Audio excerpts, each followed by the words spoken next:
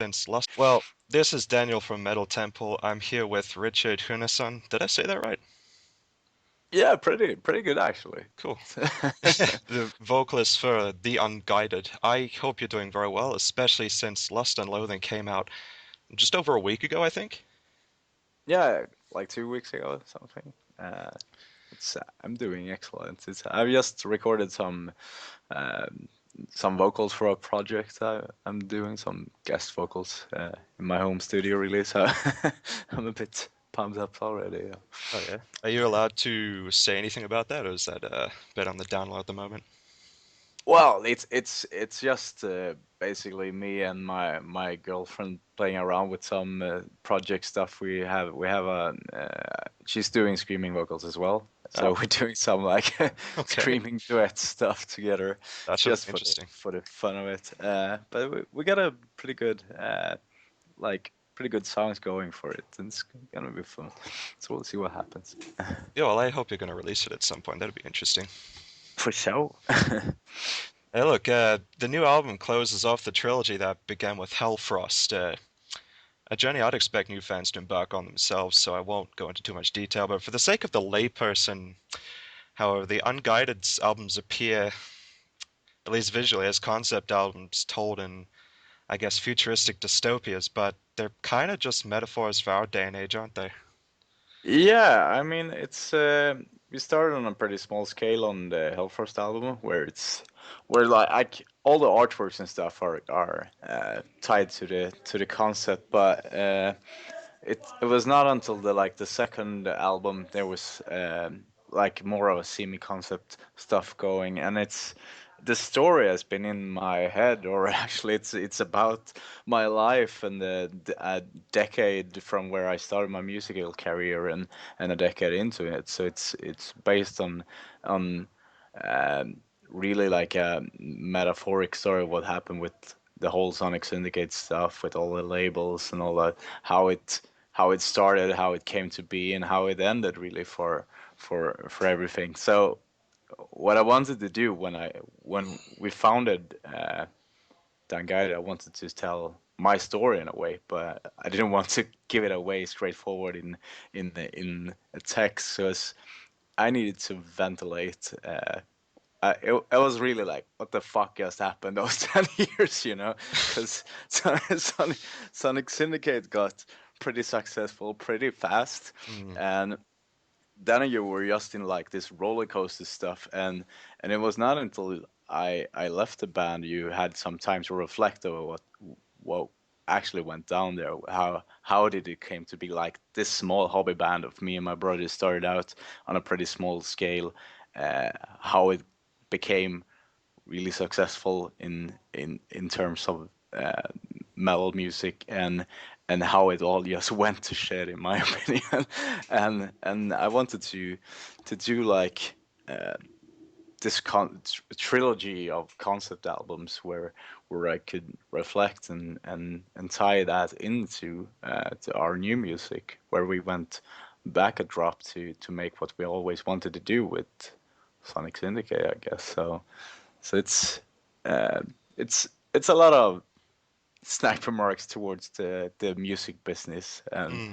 um, and it's how everything is just revolves about around greed and money really, and their creativity is taking a backseat in the whole process in a way. Oh yeah.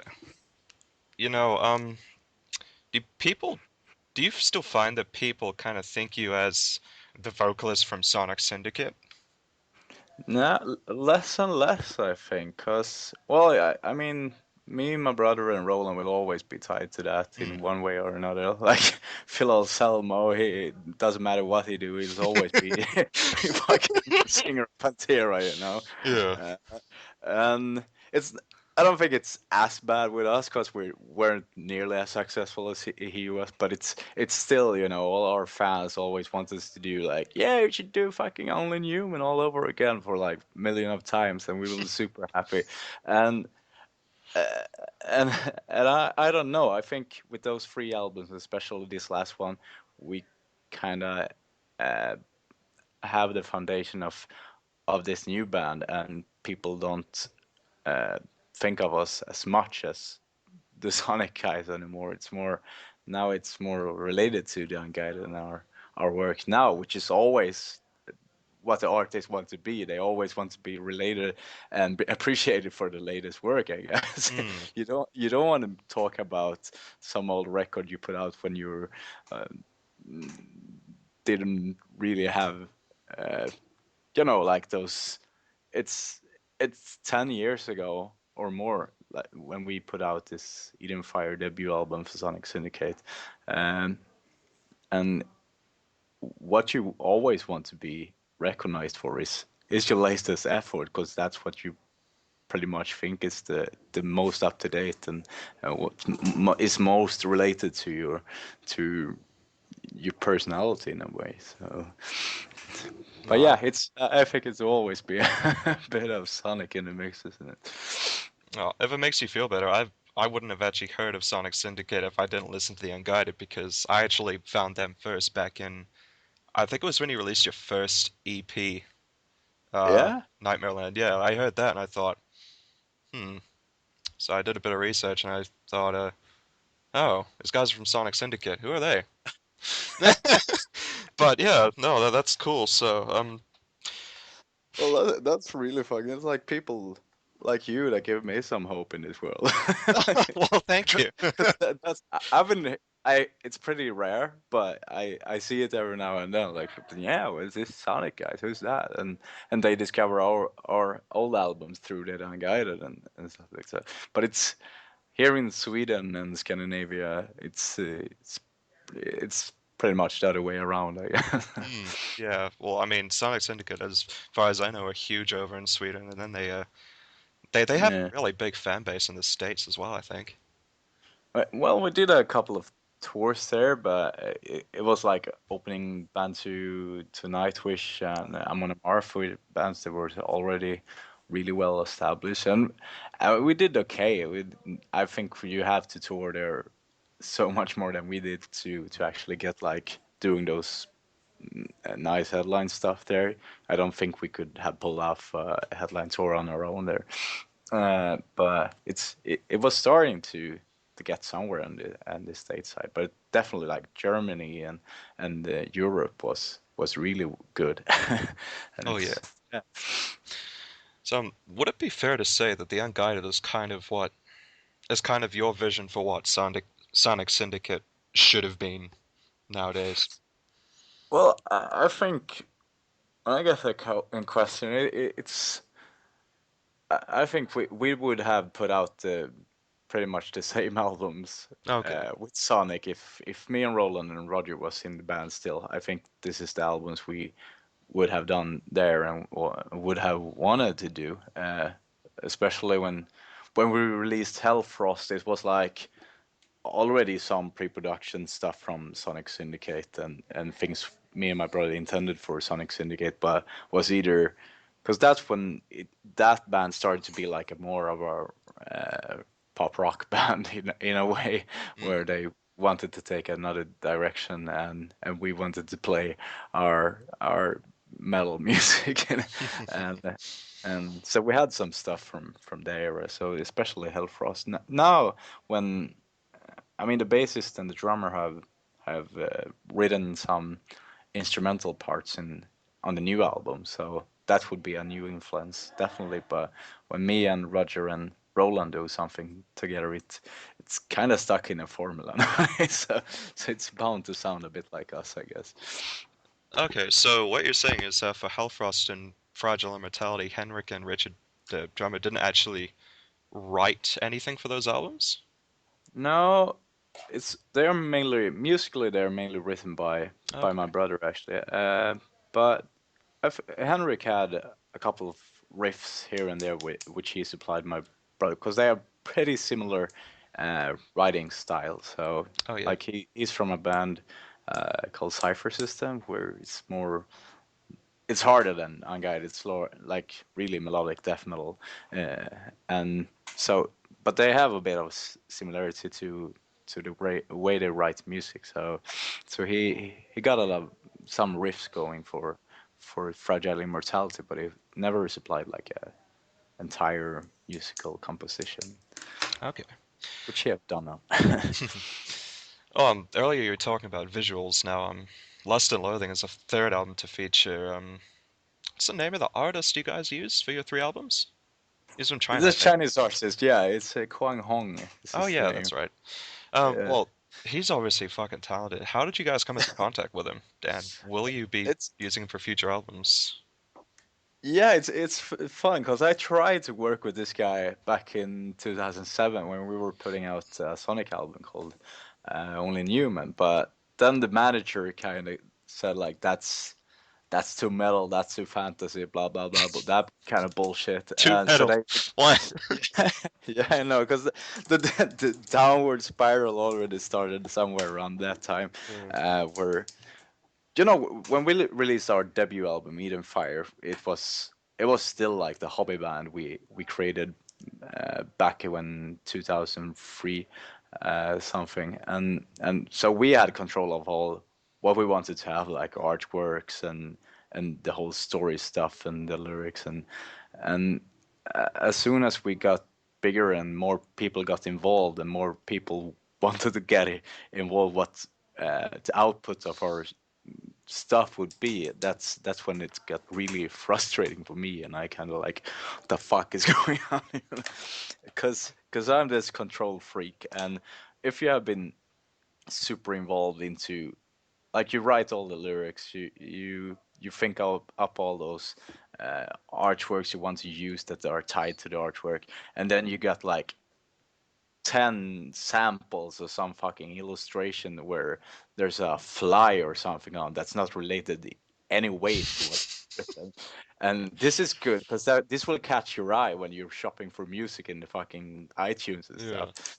That's when you kind of lose hope on stuff like that. So me and Kwang, we talked, and he wanted to start work with us already back then, but then we got that fly on the cover artwork instead, and he wasn't allowed to do it. So I when I quit Sonic Syndicate, I that's like the first person I contact. Like, Hmm. we have to do do that stuff together, because I love his art. I've been a big fan since many years, and it's awesome to have our cover artworks with his art.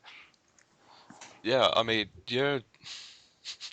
I'll probably put the Unguided's artwork up there as some of my favorite of all time. I've actually got the vinyl release for Fragile Immortality. It's actually framed up on my wall because it looks absolutely fabulous. That's awesome. Yeah, they make really well. It's too pretty shame that we couldn't release Lost and Loading on vinyl as well, because I really love that Fragile Immortality Hmm. vinyl, and also the picture disc of Hellfrost that looks. They're here on my wall as well. There's a picture disc of Hellfrost? Yeah, yeah. Wow, okay, I need to get my hands on that. It's sold by old label. I Oh think yeah. we have it in our web shop as well, actually. I'll fucking send it to you. Just give me my address, and I'll fix Holy it. crap. All right. I will do that. Um, shit. That's awesome.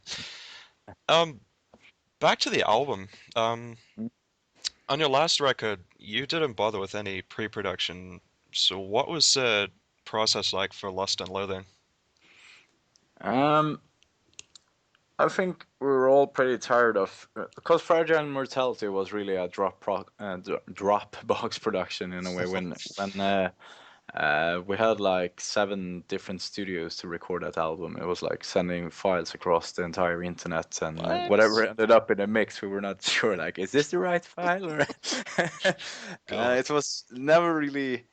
It didn't feel like this band effort going into studio and record an album, and it was more everyone working on their own, and then we had it mixed. Obviously, me and Roland did the vocals and produced them ourselves. Actually, for we didn't have a producer, we recorded everything ourselves and worked it, which was fun in one way. It was many late nights, a lot of whiskey and all that stuff, but it's it is always nice to actually enter a studio as a band and kind of feed off each other's energy in a way.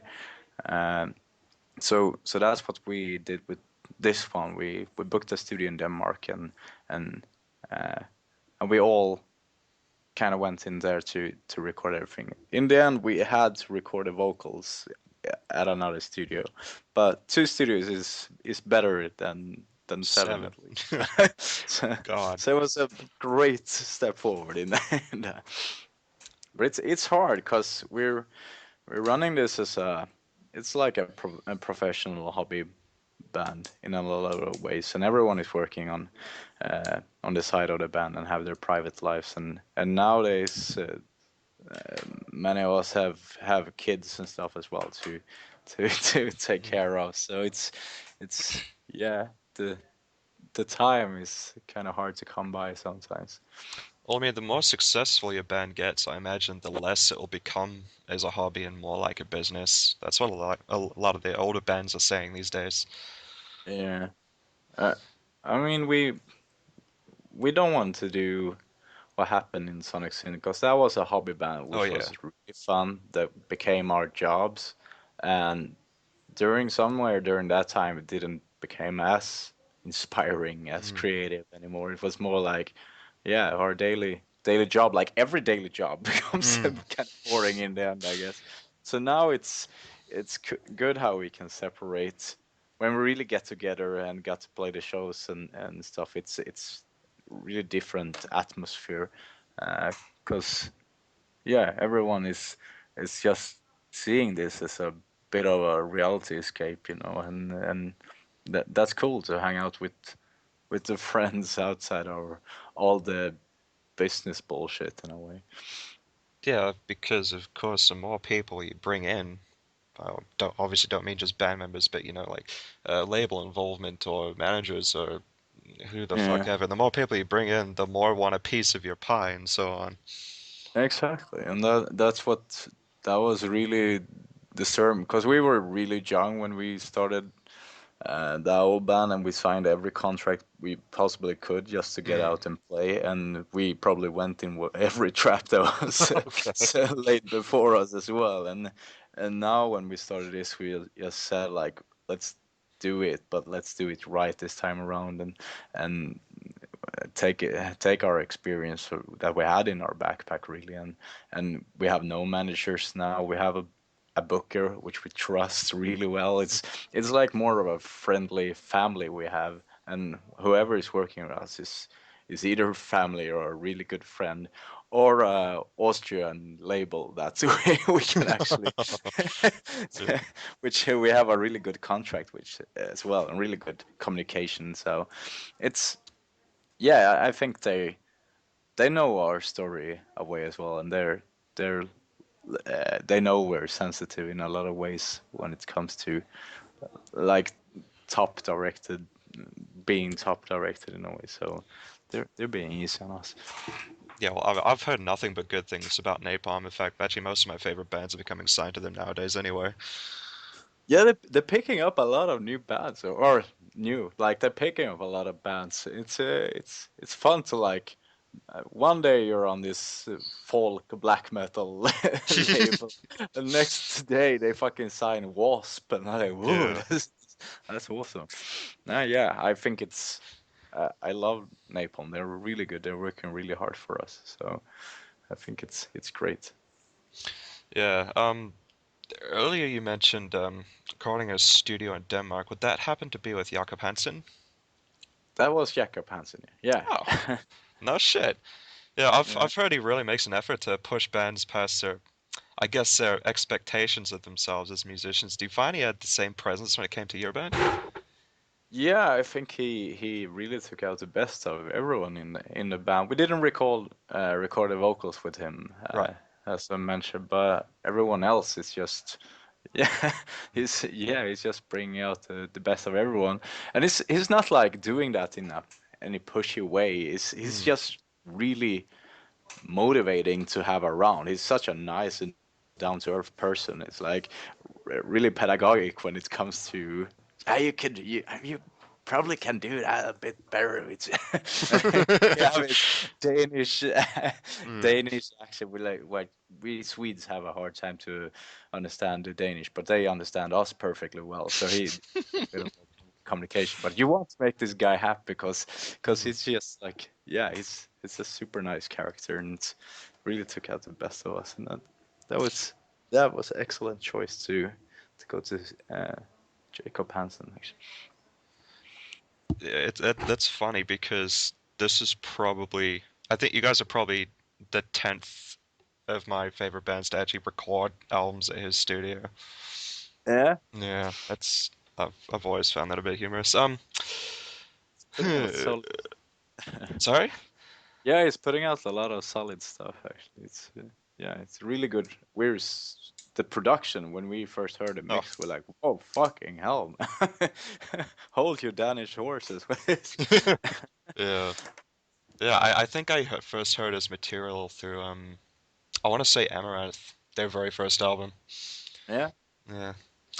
Oh, this is kind of going back to the band's origins. That box set of Hellfrost you guys released. I know it says a number on the back. Hmm. This whole 616 thing. I've been a fan for a long time, but I've never actually known what that was. Us. What's up with that? It's funny because it was like some. This is back in Sonic Syndicate because as you probably have noticed, it's there's a lot of references to our old work in the Unguided. And that's not because we're stuck in the past in any way. It's more of a it's the same organism really.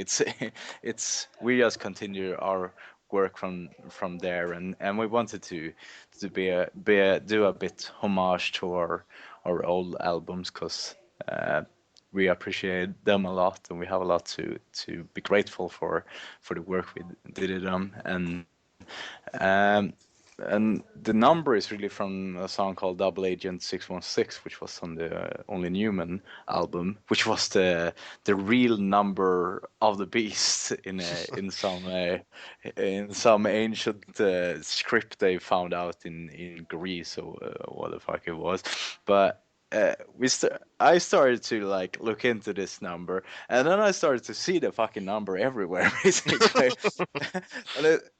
On top of that, I found it in my social security number. I'm like, what the fuck What? is wrong with this number? That's spooky. It's everywhere. So I wrote that to Double Agent 616 song, and then when we established the Unguided, we said, yeah, we're gonna use this as a bit of a key number for us as well. And yeah, it started with we released the Nightmare Land EP in 616 copies, and it's yeah, it's the fans really catch on to that as well, and I think there's a bit of a following to that number, and it's really tied to our band in a way. So that's the story. So it's Whenever I go to a hotel and there's enough floors, I always stay in the room of 616 course. first. I hope that brings you good luck or something, Yeah, or it might not. I don't know. exactly. Yeah. Yeah, I think it's about time we plugged live appearances for a bit. The band has said in the past that that you guys are just too busy, like with your families and personal lives, to make a kind of world tour possible. Is that still the case, or are you finding yourself in many new territories now? Yeah, I mean we started on a scale that we said first off it was me and my brother. Yeah, let's make some music together, like a studio project. And then I talked to Roland and he said he's on board as well, and it's just like, yeah, we just gonna sit in the studio, record some albums, and put them out, and just YOLO it in a way. And then we got our first gig booked, uh, and we really missed this live thing as well. So we started to book more shows after that, and everyone just got more and more blooded teeth in the whole like doing like an actual band thing, not a studio project, and we started to add members as well. We got ourselves a bassist and a drummer, and And nowadays, I think everyone is really eager to tour. Roland he's a very busy man. He have a lot of responsibilities in his jobs, and he have a pretty fairly big family with his two kids Mm. and everything. So I guess he's the one that having a hard time to be out and tour compared to the rest of us. So that's still something that is yeah hard to figure out how we will do it basically. Uh, but I think everyone else is pretty much open to to tour more now as much as our private lives allow us at least.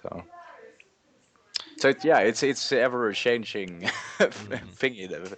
Uh, World tours is it's hard to be established for us with a pretty small means and a small band, and we get like requests from American fans like, yeah, you should come over here and tour, and it's yeah, that would be really fun, but it's not that simple. No, of course not. It's, so we see I have seem to have a bit of a Australian followings as well, and it would be really cool to get there and play some shows, but I guess it's festivals really that would Mm. work out the best. We wouldn't be able to come down and do any headline shows because there's really no economy in it for us, and it's hard to make it work.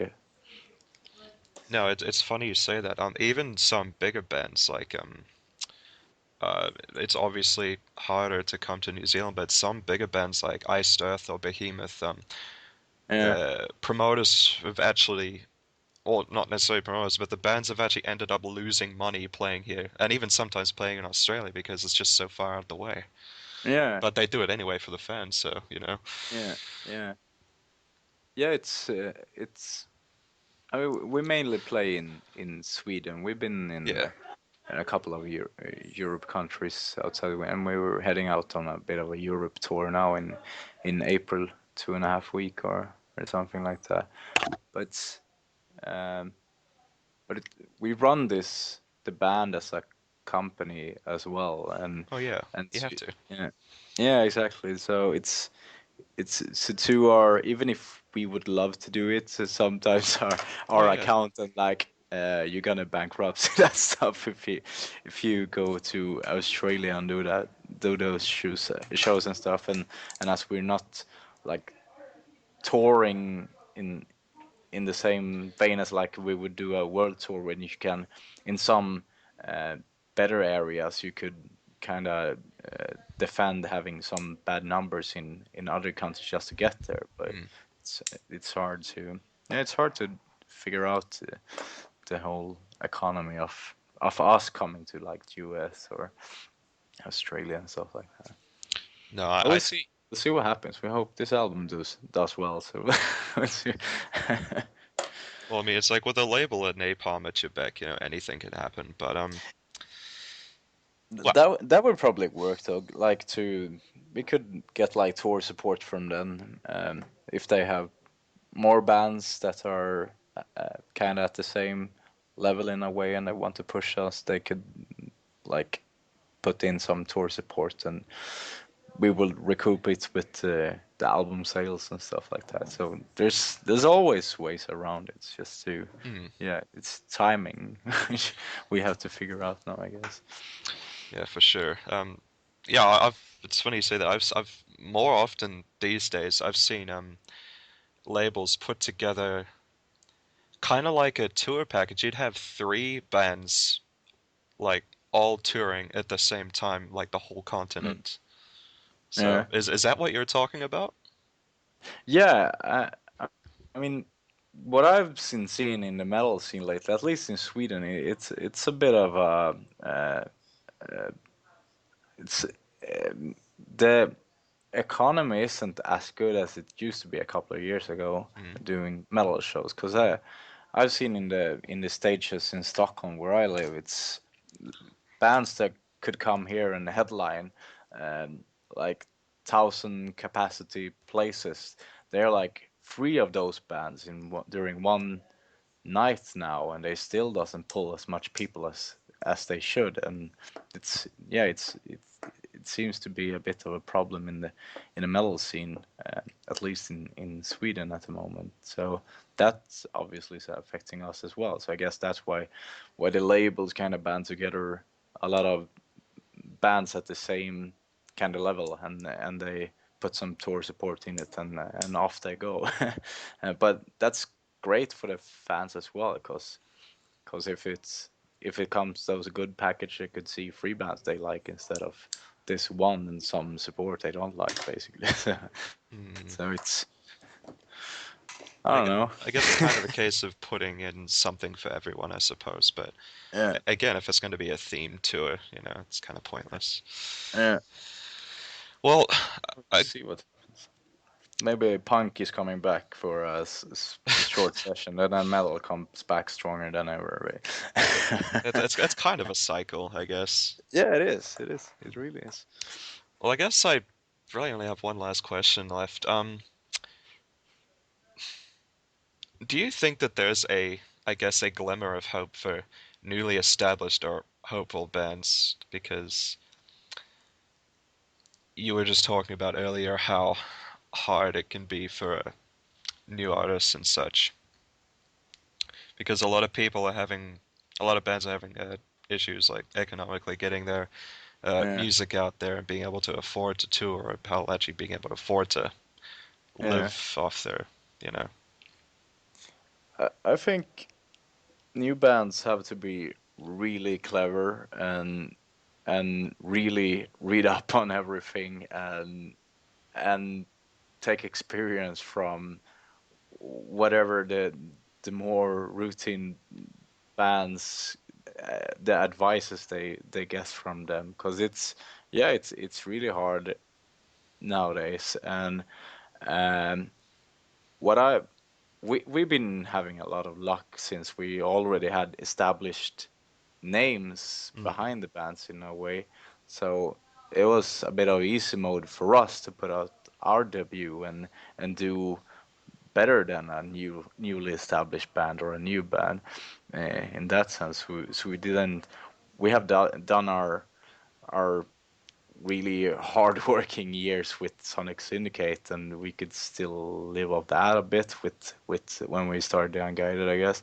But there's really no shortcuts into this. You have to put out solid music, and you have to fucking hit the roads as hard as you can, and just be.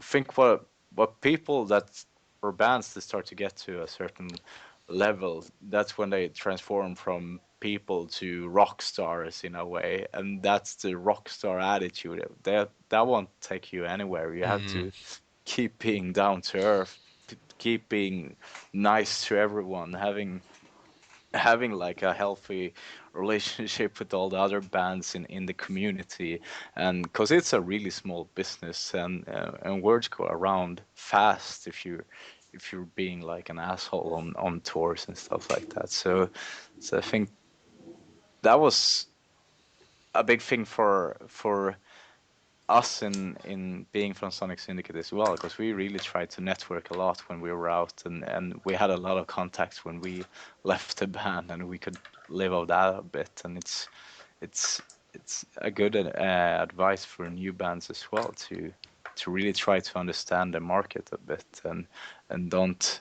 have any glorified vision how the touring band days look, because they're not glamorous in any way. It's a lot of hard work, and that's the only thing that matters if you want to get somewhere, I guess. no, I completely understand that. It's funny what you said about news about assholes getting around Yeah, fast. You tend to hear a hell of a lot more about people being assholes than you do about musicians being nice people. Like, being nice doesn't fucking matter now.